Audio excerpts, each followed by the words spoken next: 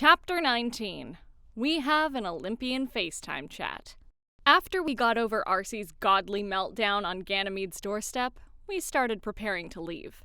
Annabeth borrowed what was at first a fancy-laced satchel that immediately changed into a regular backpack when she grabbed it. I raised my eyebrows at Ganymede, to which he replied, "This palace was supposed to be a paradise, not a prison, Jackson. Items will shift and change depending on the wants and needs of the user." "Too bad Zeus can't upgrade his cabin at Camp Half-Blood the same way, huh?" I said, trying to take a humorous approach to what would probably be a very bad day, all things considered. Annabeth started going through the gleaming kitchen, grabbing any ambrosia and nectar she could find and shoving it in the bag. Ganymede left the room and quickly returned with the bag filled with my dad's trident, Zeus's lightning bolt, and Hades' helm of darkness.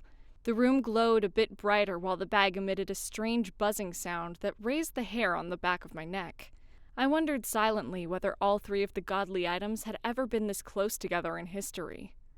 After grabbing our bags and a quick run back up to our bedroom to grab the rainbow fish scale that had fallen off of iJapan, Annabeth, Ganymede, and I left the mansion, with me trying to shake thoughts of a bacon and egg breakfast from my head. My stomach, which I was really focusing on trying not to focus on, was in knots thinking about the note from Aether and his mention of my father. I reached for Annabeth's hand as we walked through the bright mist, her fingers curling around mine.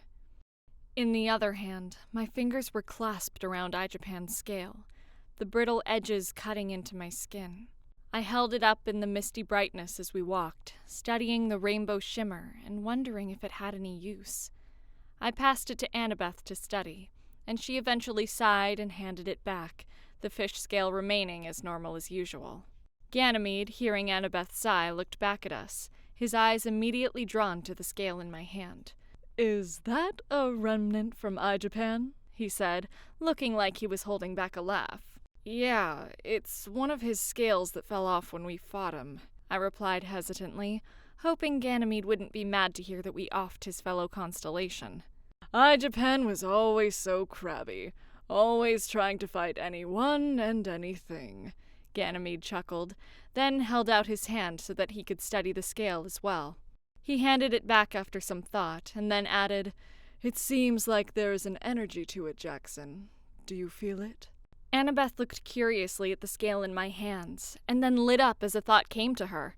"Percy, I want to try something," she said excitedly. Our group stopped walking, all of us circling around the scale in my hands and staring intently at Annabeth, waiting for instruction. "iJapan was part fish, right?" Annabeth posed. "And the scale has a rainbow in it, too. It reminds me of when we used to use water from a rainbow to send iris messages." I looked at her, mouth open, wishing I could kiss her. "So, maybe I can use it to contact my dad," I said, putting the pieces together. Thank the gods for Annabeth and for iJapan's fish butt. "It is uniquely connected to the ocean," Ganymede said, pondering. "But you are the only one here capable of harnessing its energy, Jackson. Do you know how?" I gave him a steady look, the wheels turning in my head. "Yeah, I think I've got it, but you guys might want to back up in case anything goes wrong." Annabeth and Ganymede slowly backed up a few steps, watching me as I closed my eyes and focused on the scale in my hands. The mist started picking up around us, forming droplets that stung my skin, as if they disapproved of the energy burst I had brought forth. I felt a familiar tug in my gut as I thought of the ocean, the roaring tide, the salty air, the taste of the sea on my lips. The scale started to heat up in my hand, the smell of ocean air becoming clear and crisp as the mist spun around like a solar system, lighting up in rainbow hues as the droplets reflected off the scale. We all gasped as the scale grew white-hot and my father's unmistakable green eyes appeared in the filmy rainbow mist. "Perseus!" Poseidon exclaimed, my heart sinking as I saw the lines of worry around his eyes.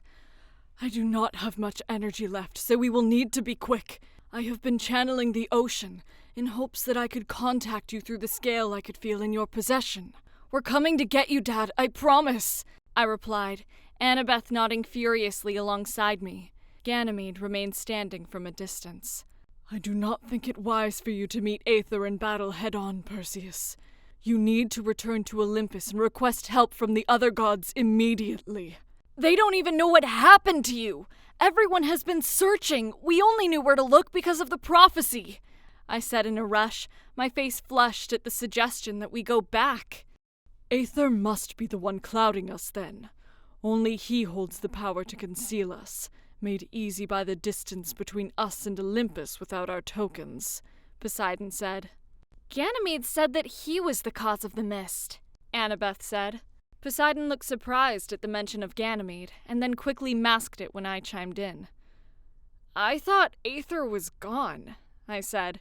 He was asleep, deep in Tartarus, much like many of the old gods and titans who have been encountered since. I have no doubt they escaped during the battle with Gaia. Even a slight shift of earth, and they could have risen like air back to their places in the sky, Poseidon said, a note of sadness in his voice. You need to be careful of more than just Aether if you continue on this path, Percy. Who else is responsible for this? How many gods are we up against? I asked urgently, as the mist began to fade away, taking my father's face with it. I put my trust in you three, my father said, his voice fading away at the end as if we were losing a bad cell signal. The scale in my hand started crumbling, turning into fine beach sand and drifting away in the wind, my mind racing with it as the mist continued to part, allowing us to see ahead clearly for the first time since we had arrived. A tall, shining palace stood before us, with a winding path leading up what seemed like the largest mountain to the front doors. Glittering in the stars above us, the palace seemed to hover over us menacingly, to which Ganymede said with a heavy sigh, We're almost there.